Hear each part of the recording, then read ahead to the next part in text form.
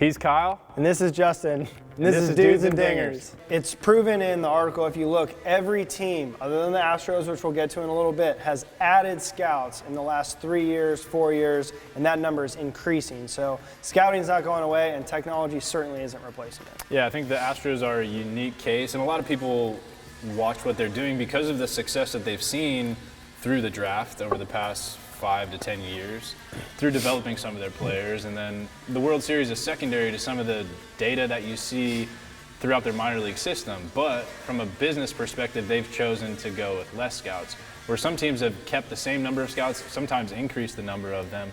But I think what they're trying to work on is educating those scouts and having better communication between the scouting department and the analyst to kind of come up with a better understanding of exactly who is this player and where will they project to be down the road. Yeah, and it's important to call out that the Astros eliminated their pro scouts. They still have amateur scouts. For some people who don't know that, there's pro scouts who specifically scout players that are in professional baseball throughout the minor league affiliates, and there's another subset of scouts who do the amateur level.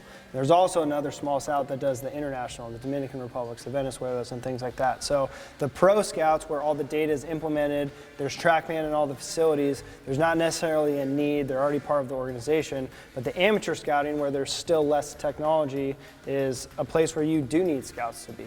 100%. And you brought up the international side. We were just down in Arizona and got to meet with the international group.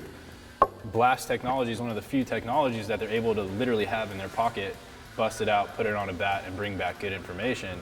The international side, you don't see as many signings, but when there are signings, there's splash signings, and they're starting to track guys from the age of 12 to 14. You see guys that are getting signed at 14 years old.